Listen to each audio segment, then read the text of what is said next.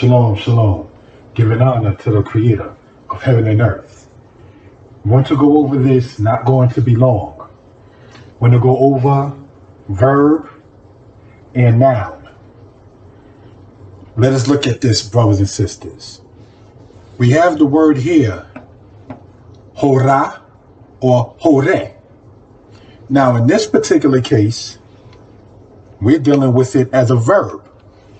All right? Hore, in this case, in the Hefeld stem, which in root means to teach. Okay. All right. So, then we have this word here, more. The word more means teacher. So what do we see so far? The verb and then the noun with the prefix of it with the mem there. This is a male teacher. Then we have this word here, and we can say it also as hore. Now, in this case, we're not dealing with it as a verb, but as a noun, and this means parent, a male parent. Now, we have this word here, okay, and we have it as mora. The word mora, meaning teacher, a female teacher. All right. Then we have here the word hora. Okay. Hora, meaning female parent. So what do we see so far? Hore in root, meaning to teach, the verb. More, a teacher, a male one that is. Hore, in this case treated as a noun, the male parent. Then we have mora, meaning female teacher or a teacher that's a female. Then we have hora, a parent that's a female. And we have here the word Torah, generally said as law, but the word Torah really means teaching or instruction. For instance, when you read in the book of Proverbs, and it says, forsake not the teaching of thy mother, all right? Al tishkat torat imerka. Forsake not the teaching of thy mother. So we just want to point that out. So we have a teacher, a male parent, a female teacher, a female parent. So what do we get out of this? The teachers are parents, and most definitely the parents are teachers. And what are they supposed to teach? The instructions. So just want to show how the Hebrew works in this particular case. All right, you can see that the O and the R sound is still there. The O and the R sound is still there. You may have a change with the mem or the tau or in root with the hey, but the general premise of the sound is still there. Unlike English, when teaching and instruction, those words do not sound alike. Whereas teacher and parent in English does not sound alike in root, all right, linguistically. So just want to point that out. Hebrew is easy. Get the book on Amazon. Shalom.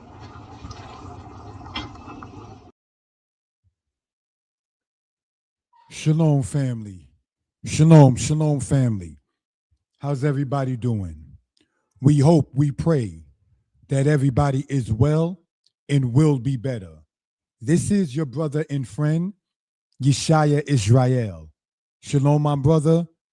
Older brother in spirit is so good. We want to, brothers and sisters, get into this particular topic, if we will. If I can be heard well and people are in good spirits, please, I ask you to press the number 4. If I can be heard well and people are in good spirits, we ask you to press the number 4. Thank you for that, family, in that particular case. What we are going to, brothers and sisters, get into the matter. We are on the platforms More Yeshaya Torah Lessons and More Yeshaya Old Testament.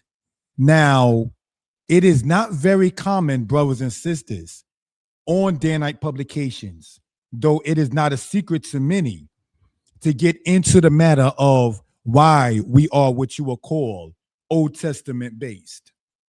Anytime a book begins with a subject in main and theme, you see that in the first several sentences of said book. For instance, in the book of Genesis, in the beginning of the Torah, we read, in the beginning, God created the heavens and the earth. We know from that about the theme of the book is about God and the creation that the Most High has made. Now, when you get into the beginning of the New Testament, we read, this is the generation of Jesus Christ. So for those of us into the Bible, those of us into the scriptures, we begin to see that the Old Testament theme starts with God and his creation. And the New Testament theme starts with Jesus Christ, who happens to have been a human. Now, brothers and sisters, in many cases, it has been asked of us as Old Testament-based Israelites, as we are called, as non-messianic, as we are called, to sit there and in so many words prove scripturally why we say what we say. Which is why, brothers and sisters, a brother took out the time and given honor to the Most High to address those things. The book is called, if we can pull it up, brothers and sisters, all right? If we were to go to that particular matter, if we will, right? Old Testament Israelites respond to Messianic Israelites.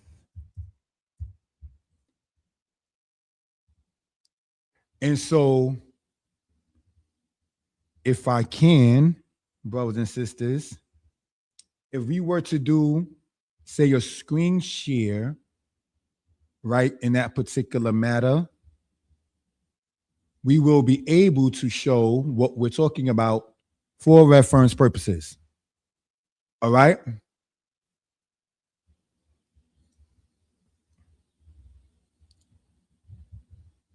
And let us pull it up in that particular matter. Thank you for that, family.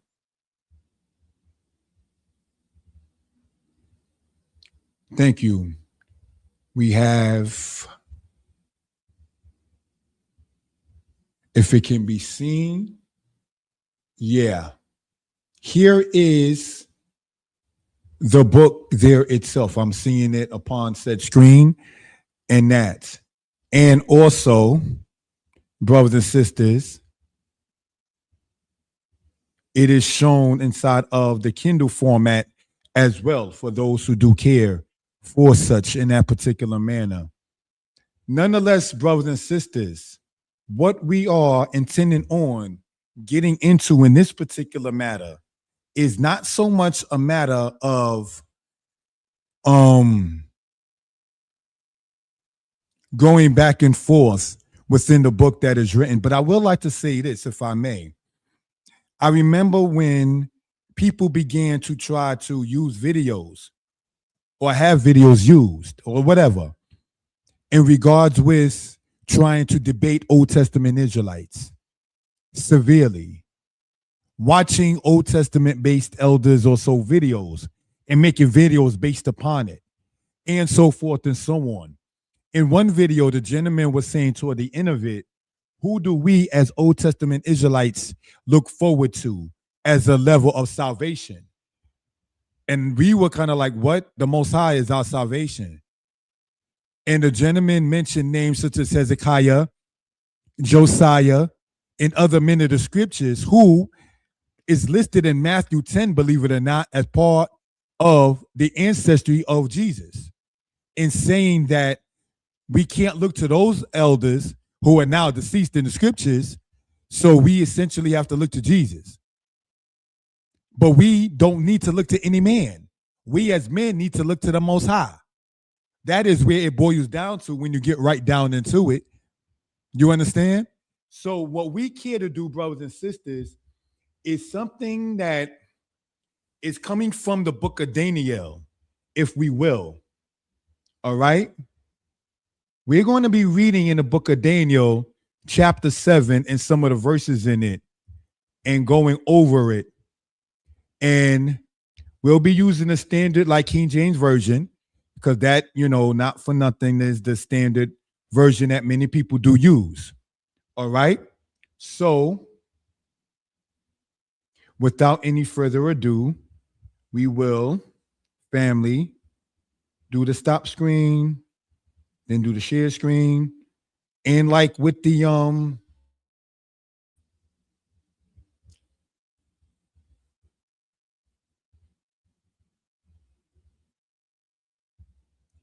matter done with the Amazon thing, we're going to do it as so in this particular case. All right. Hoping and praying that everybody is well and will be better.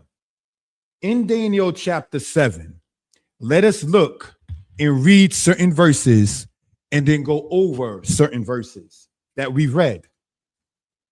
And it reads as follows. Daniel chapter 7, verse 9.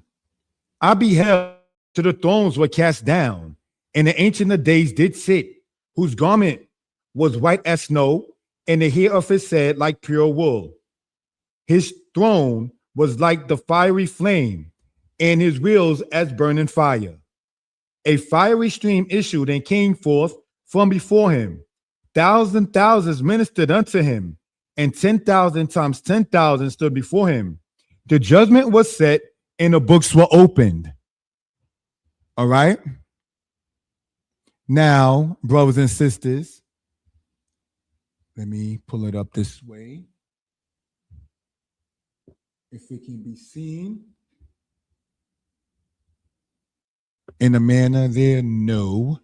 But we're going to be reading certain verses out of this anyway. Oh, it can be seen this way. I'm sorry about that, family. So now we're going to go to Daniel chapter 7, verse 13.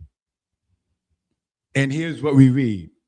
I saw in the night visions, and behold, one like the Son of Man came with the clouds of heaven and came to the Ancient of Days, and they brought him near before him.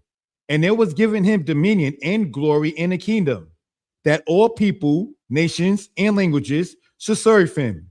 His dominion is an everlasting dominion, which shall not pass away, and his kingdom that which shall not be destroyed. Let's go down to verse 18. It says, but the saints of the Most High shall take the kingdom and possess the kingdom forever, even forever and ever. Verse 22, it goes to say this. Until the Ancient of Days came, and judgment was given to the saints of the Most High. And the time came that the saints possessed the kingdom. Let's go down to verse 26. But the judgment shall sit, and they shall take away his kingdom to consume and to destroy it unto the end. And the kingdom and the greatness of the kingdoms,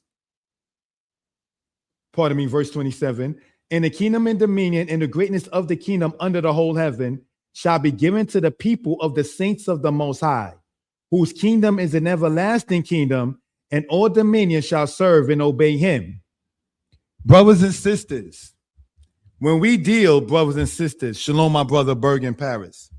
When we deal with these verses, Daniel 7, verse 9, Daniel 7, verse 10, Daniel 7, verse 13, Daniel 7, verse 14, Daniel 7, verse 18, Daniel 7, verse 22, Daniel 7, verse 26, and Daniel 7, verse 27 is what we care to go over, brothers and sisters, in this particular matter, if we will.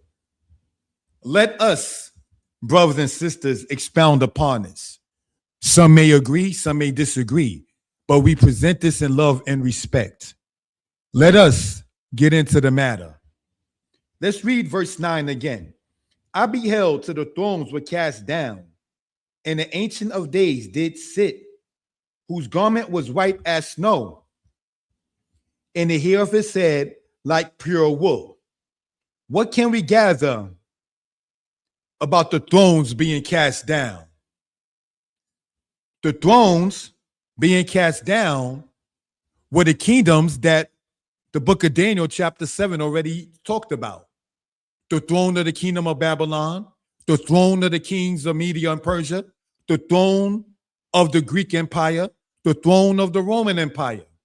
Now, in Danitepublications, brothers and sisters, whether many may agree or not, what we teach is that the little horn that made war with the saints of the Most High and subdued the saints of the Most High is America. And we, the children of Israel, are the subdued ones by that horn.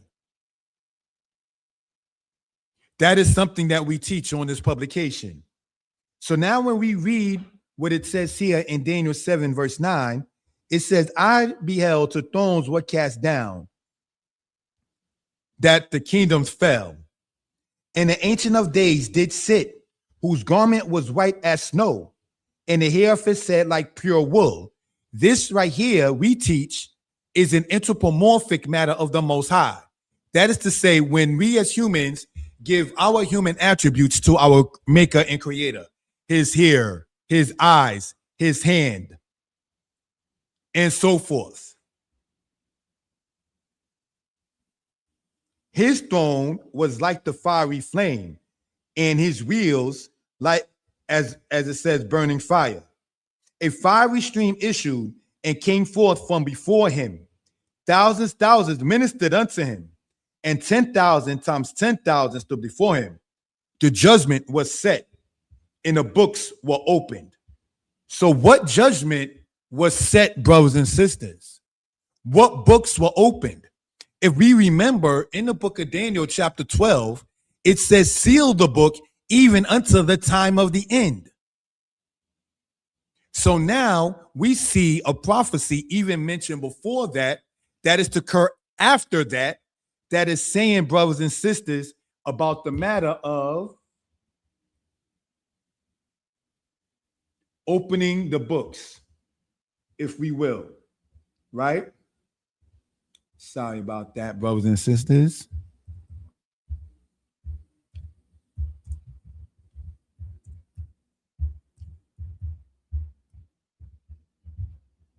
Alrighty, scroll. I wanted to change the band on that. Sorry about that, family, that you see scrolling on the bottom. But let's continue, brothers and sisters. In verse 13, we now read this. I saw in the night visions, and behold, one like the Son of Man came with the clouds of heaven, and came to the Ancient of Days, and they brought him near before him. Now, are we to ask, are people saying that the Ancient of Days is Jesus?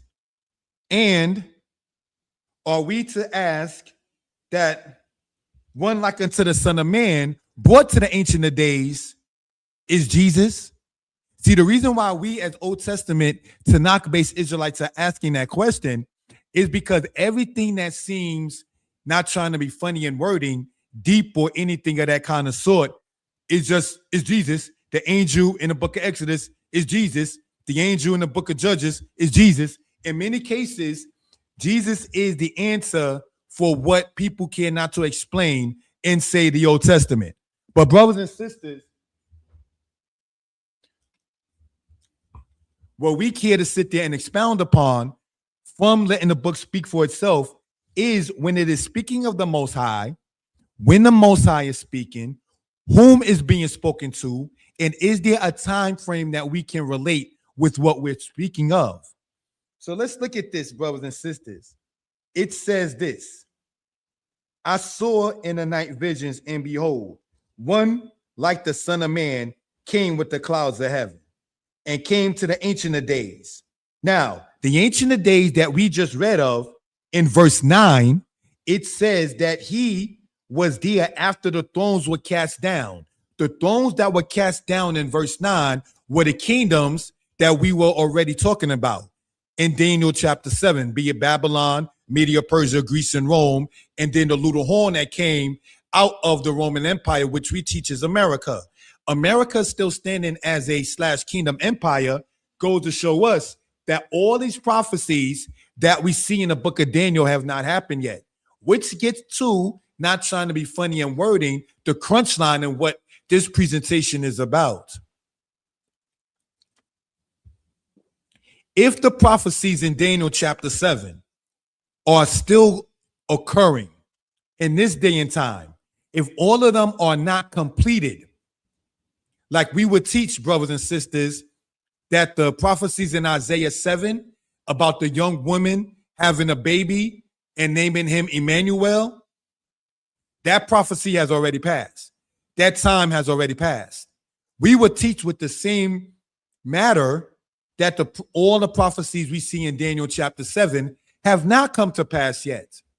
So now, for anybody who already can know and acknowledge that, and we see that Daniel chapter 7 verse 13 says that one was seen in the night visions.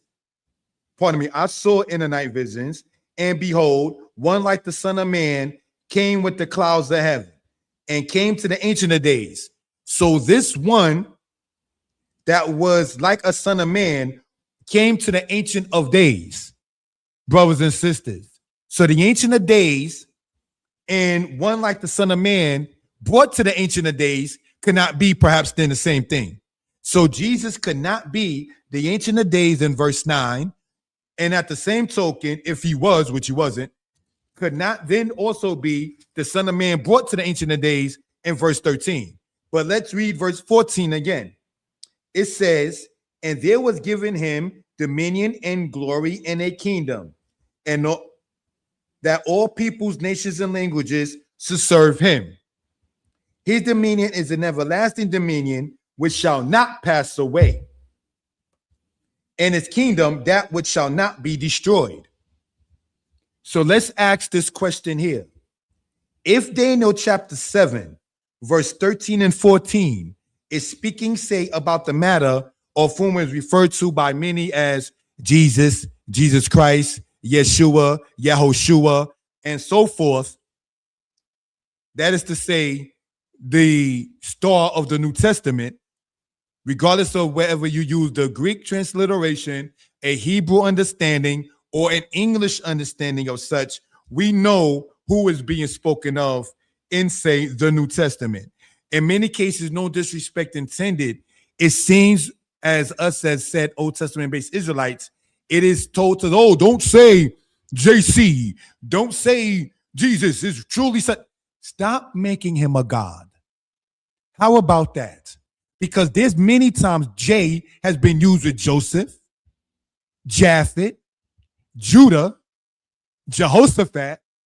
But once it comes down to saying, quote, Jesus, then many times brothers and sisters who are messianic will go very vehemently hard by saying there's no J in Hebrew and there's been no J in the past 500-600 years. But every other time, regarding, say, his father Joseph, regarding, say, his tribe Judah, nobody goes as hard regarding J in that manner. Stop making Mary's son a God, O house of Israel. This is something else we care to talk about. See, what happens, and I say this and not to be harsh, when you make a man a God, you begin to see that man more than what that man is or was. And that's what happened with this.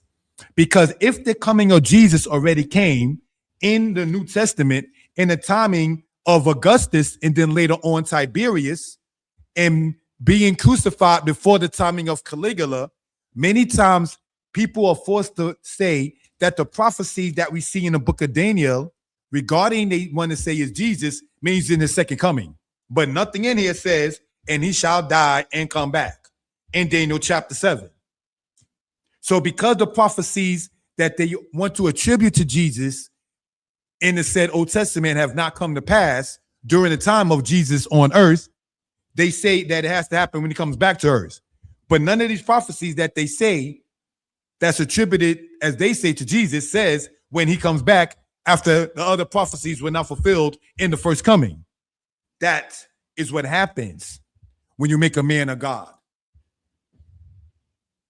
You're going to stay gun-ho on that without realizing and reading what it says verbatim. So was a matter in Daniel chapter 7, verse 10. Let's read. A fiery stream issued and came forth from before him. Thousands ministered unto him, and 10,000 times 10,000 stood before him. The judgment was set and the books were opened. Were the books opened in the time of Jesus? Was the judgment set? See, if you're going to say that a prophecy in the said Old Testament is to be aligned with what happened with Jesus, then you would have to sit there and show it to be aligned in what happened with Jesus. Not that the little horn that came up later, brothers and sisters, that made war with the saints of the Most High and defeated the saints of the Most High. We have to now wait for the prophesied Son of Man to come, who, while during his time, the Israelites was oppressed during the timing of the Roman Empire. And now the later part of the Roman Empire with this little horn, which we teach here is America, we're still being oppressed in this captivity / this kingdom / this empire. So we're waiting for the same Savior, as he is referred to as, who did not do the saving in the first time of his coming, while signing prophecies like this that doesn't give who is to come to help the people a second time to come. There's nothing in here that alludes to saying one second coming in these kind of prophecies, namely that we see here in the book of Daniel chapter 7. So these are things that we care to bring out, if we will, for reference purposes. It goes on to say in verse 18, but the saints of the Most High shall take the kingdom and possess the kingdom forever, even forever and ever.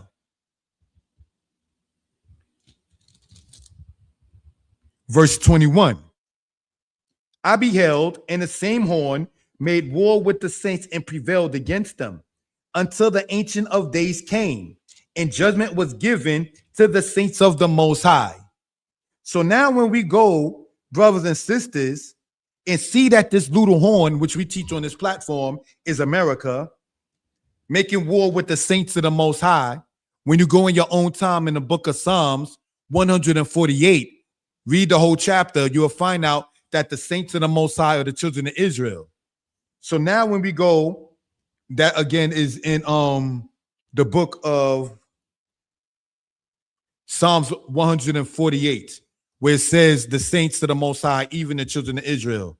Shalom, my brother Bergen Paris. Shalom, my older brother and spirited to a good. Shalom, my brother Tishama. If we're reading here in the book of Daniel, chapter 7, verse 21, and it says, I beheld, and the same horn made war with the saints. Now, we already spoke upon the saints of the Most High, the Hasidim, being brothers and sisters,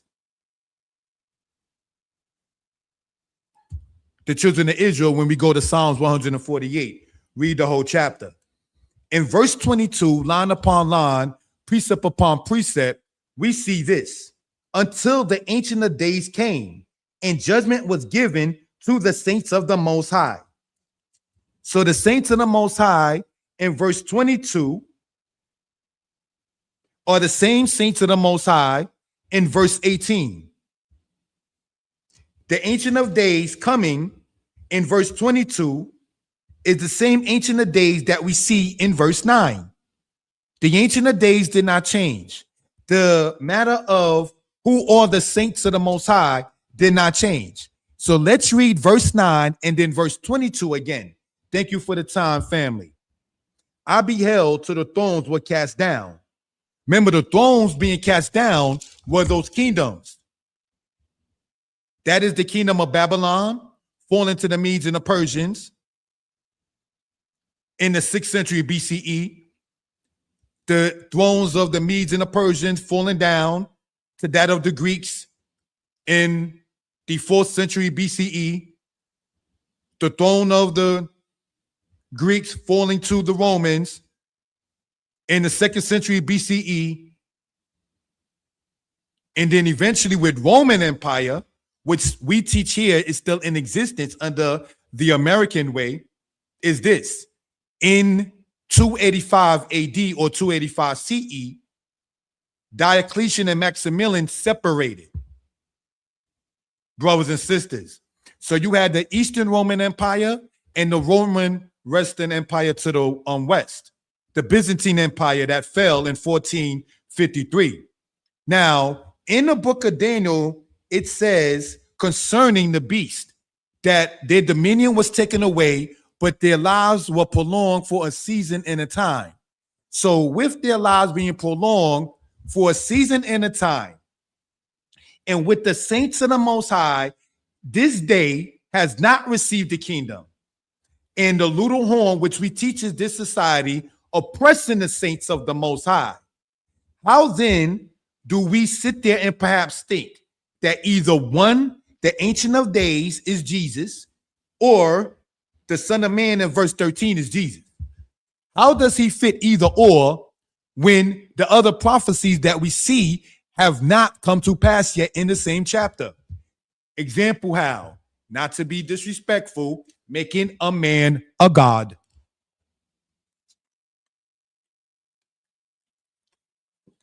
When you make a man a god, as is done with who is referred to as Jesus, you would need to go into a book that you call old and say this is where he is. With the same energy, it is not taken into Matthew to Revelation about saying, and this is where thus saith the Lord is at. And God spoke unto this man. We do not read from Matthew 1 to Revelation 22 the phrase, thus saith the Lord. We do not read the phrase, and God said. Outside of the portion in the book of Acts. And in that portion in the book of Acts, they are citing the Old Testament prophet Joel. So if I were to say, thus saith the Lord, Israel is my son, my firstborn, I'm citing what was said to the prophet Moses. That doesn't make me a prophet. So we wanted to ask this of our beloved family who are into the said New Testament and so forth and so on.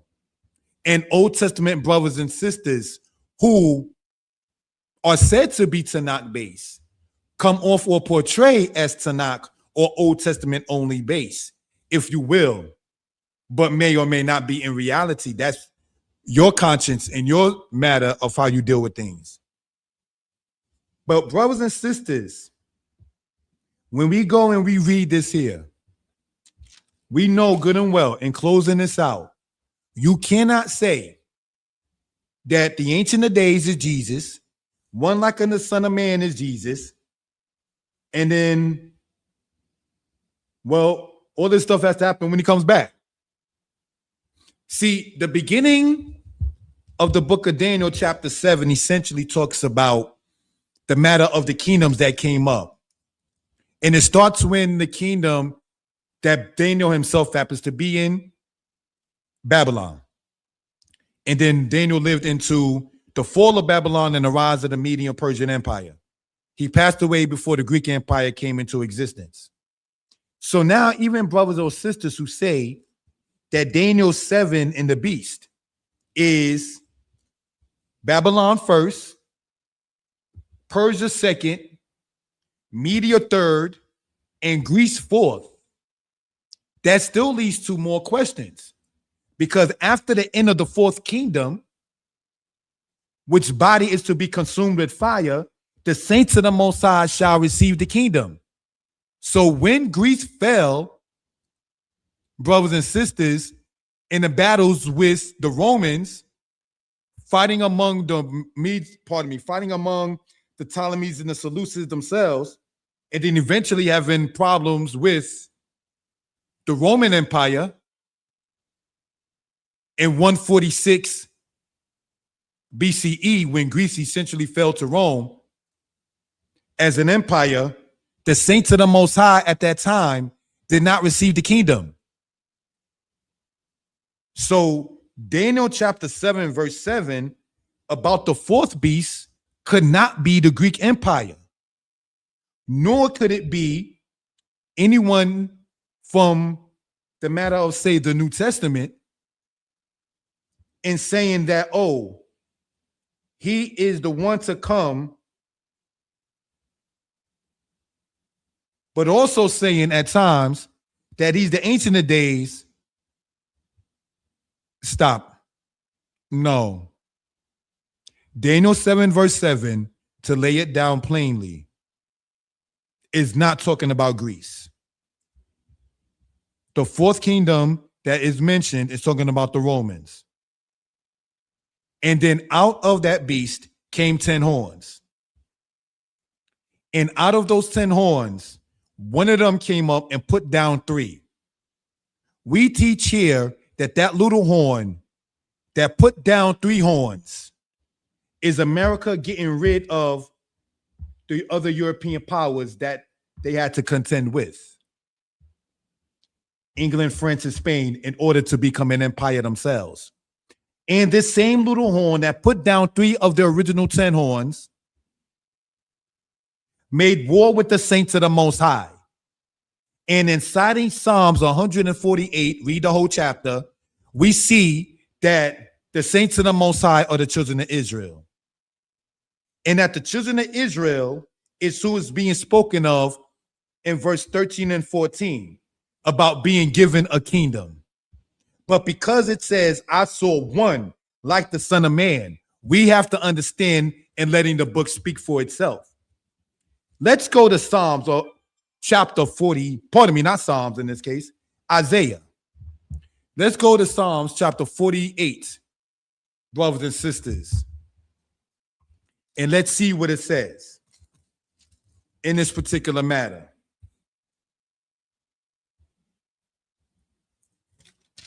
We are in Isaiah chapter 48, verse 20. Go ye forth of Babylon, flee from the Chaldeans, with the voice of singing declare ye. Tell this, utter it even to the end of the earth. Say ye, Yah, the Most High, have redeemed his servant Jacob. So Jacob is Israel.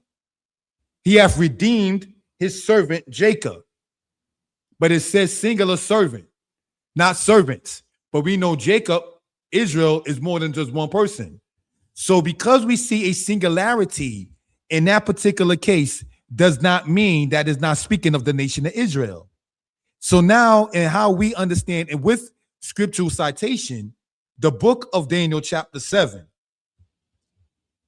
we've already gone over what those kingdoms are and are not. Now, when we go, brothers and sisters, in verse 14, and it was given him dominion and glory in a kingdom, that all people, nations, and languages should serve him. His dominion is an everlasting dominion. There is no talk of a second coming. In this portion, once you get this kingdom, after the oppression, there is no, say, second coming because you're being oppressed again. No. Which shall not pass away. In his kingdom, that which shall not be destroyed. Let's go in the book speak. Thank you for putting that in, Brother Paris. In Isaiah chapter 60, verse 9, if we will. Isaiah chapter 60, verse 9. And it reads this. Surely the owl shall wait for me, and the ships of Tarshish first, to bring thy sons from far, their silver and their gold with them, unto the name of the Lord thy God, and to the Holy One of Israel, because he hath glorified thee. That's in Isaiah chapter 60, verse 9. So now, if it says that Israel was glorified in the Most High,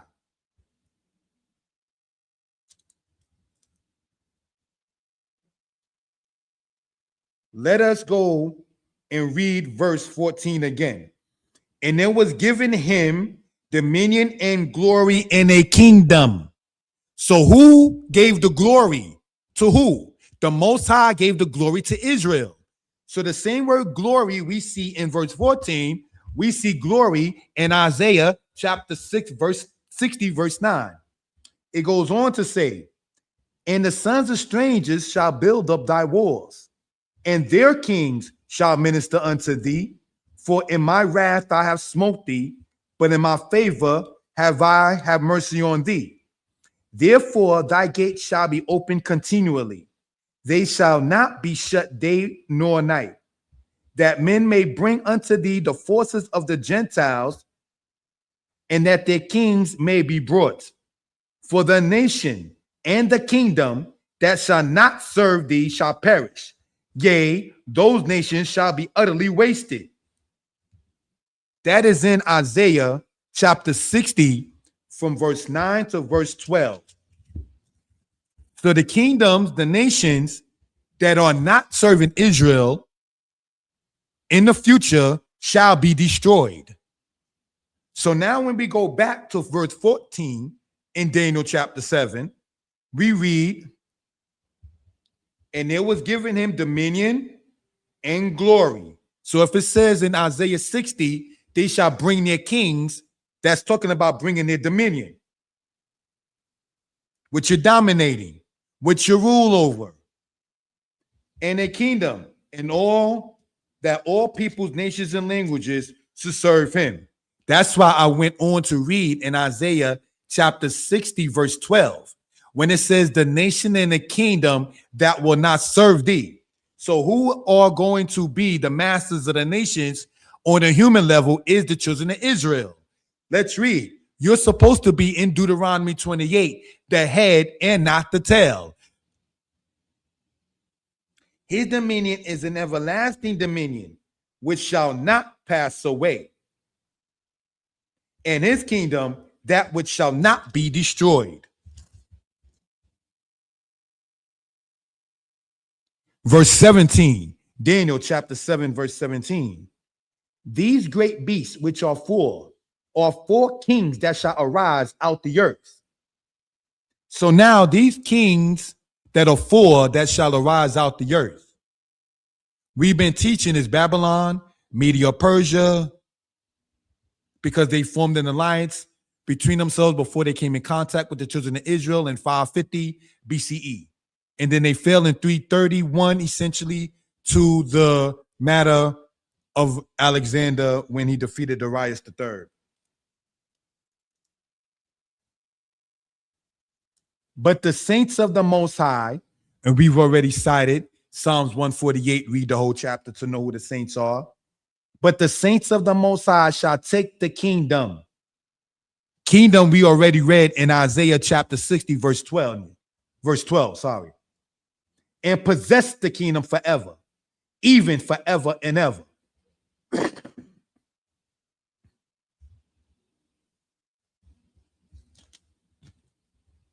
I beheld, excuse me.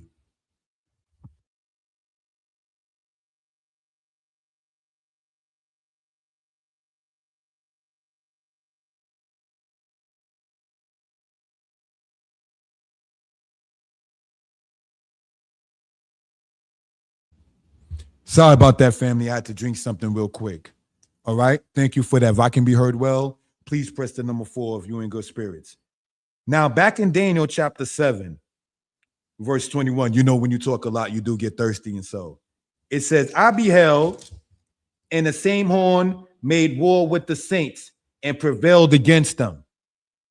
So this horn that we spoke upon, according to the way we teach on this platform, is America. America is still up and existing. We're still being oppressed.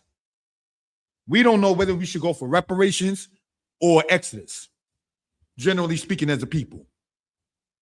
We don't know as a people if we should allow our suffering to be equated to that of a person who chooses to be a homosexual.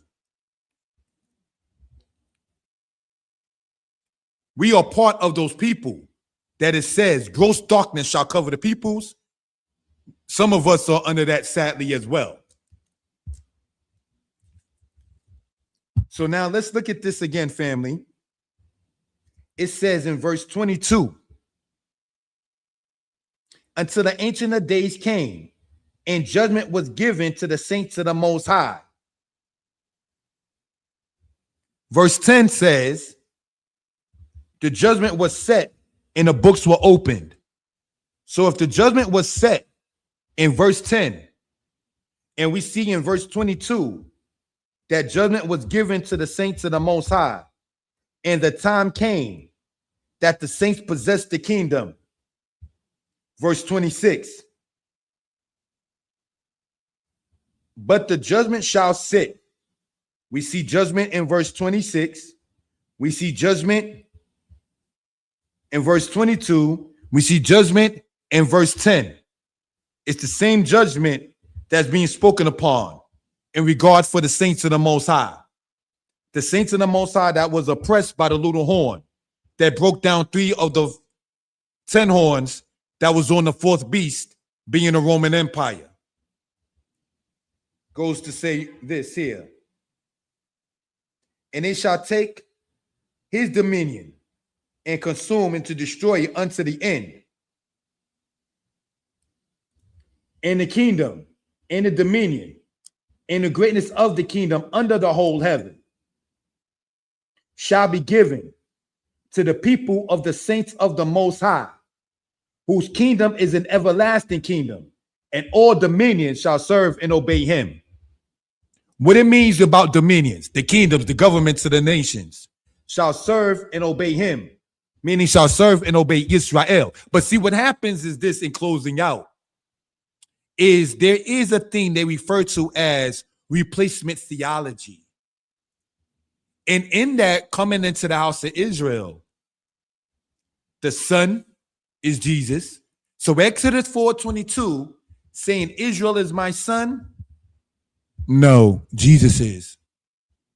Israel is to be the priest to the nations.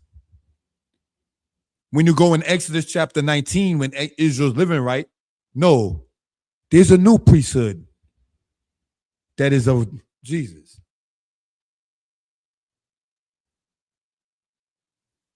The servant of the Most High, we read in the book of Isaiah 48, is the nation of Israel. No, the servant, the suffering servant or otherwise, is Jesus. So Jesus took the place of Israel. In other words, the matter of Israel being replaced by the church, it is referred to in concepts of religion called replacement theology. So instead of, quote, the nation, it becomes, quote, about, say, the man. And Israelites believing themselves as such, saying themselves as such, have a difficult time, perhaps, in dealing with the matter of asserting, for the lack of a better term, our position before our God. There are some Israelites who are into the New Testament and thus believing in Jesus. And on this platform, we don't, and I say this in no disrespect, do the game thing by saying it's Yeshua, it's Yahweh. We know. If I can say Joseph, I can say Jesus. If I could say the tribe of Judah with a J and not go all over linguistics and everything like that, then it is what it is. But see, you know there's something wrong with that J being less than 1,000 years. But you know that Judah and Joseph are not the Most High. But you believe that the glory and the position of the Most High, who said, Hu El Quana, he is a jealous God who does not give his glory to another. In other words, the position of being the Most High, nor his praise to graven images. See, the glory given to Israel in Daniel chapter 7 is, as it says in there, under the whole heaven. The Most High fills heaven and earth. So Israel knows their place before the Most High. But Israelites into Jesus don't know the position of Jesus in the Most High. And that, in part, is part of the issue and problem. And I don't mean to be no person who's trying to be disrespectful or insulting. So, brothers and sisters, in dealing with this sensitive matter, in dealing with this kind of topic, what I've noticed is when Genesis 1:26 is asked about and then addressed, and then Isaiah 7 is asked about and then addressed, and then Isaiah 9 is asked about and then addressed, and then Isaiah 11 is asked about and then addressed, and then Daniel 7 is asked about and then addressed, and then Isaiah 53 is asked about and then addressed, and then we have, brothers and sisters, Daniel 9 is asked about and then addressed, and Micah chapter 5 is asked about and then addressed. What happens is, well, maybe you just don't understand. No, maybe they're trying to fit Jesus in a book that they disrespectfully call old. Maybe they're taking and deifying a man. You see, earlier when we read about when it says the Ancient of Days came and his hair was like pure wool, and I had to explain that is a human concept given anthropomorphic matter from a human mind to the Most High. We do it all the time. The hand of God, the feet of God, the finger of God. That is us giving human attributes to our Creator. Anthropomorphism is what that is called. But what Jesus being equated to God, not us as mere humans, having hands and fingers and toes and feet, saying God's feet, God's finger, and God's hand, what they've done with Jesus is he being a man made him a God. See, that's where the distinction come into play at. And knowing that is blasphemous in their soul and in their heart, it then becomes a matter of having to say, well, you just don't understand that. No, what is not understood in relation to what this portion and presentation about is this.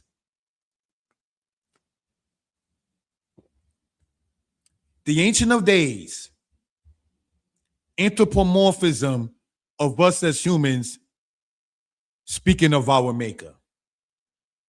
The right hand of Yah doth valiantly. That is in Exodus, for instance.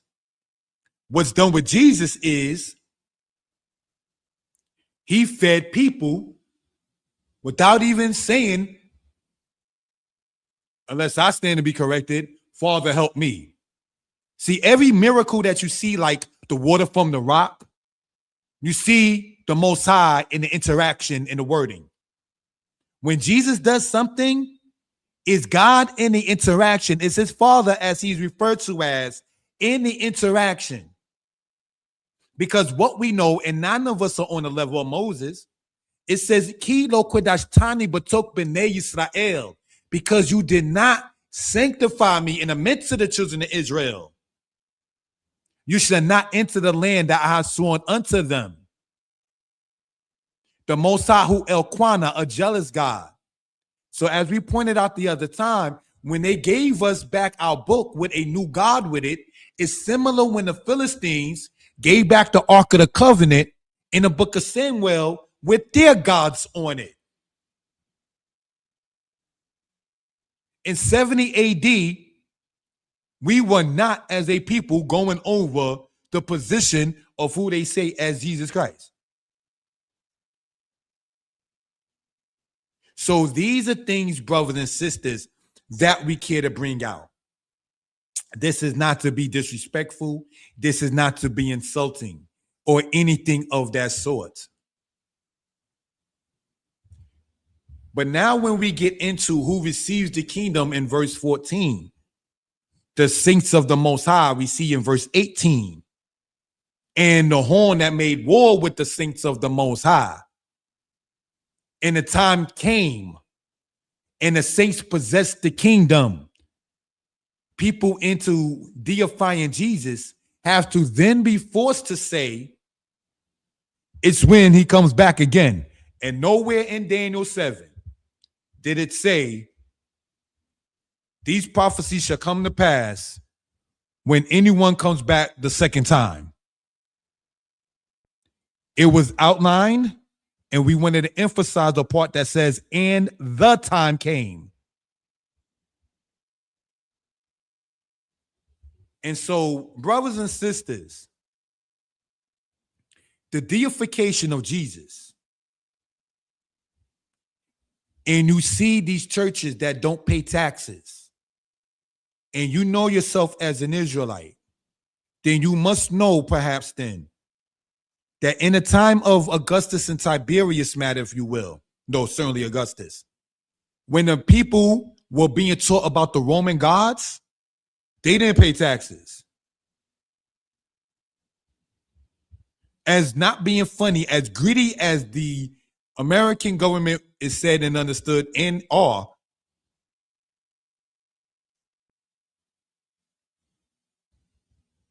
they don't tax the churches like that. So what are they gaining if not the economic way in regards with people dedicating and clapping to and worshiping hours on said Sundays? Their gods are being worshiped, brothers and sisters. That is their spiritual matter. They take the taxes from us with jobs.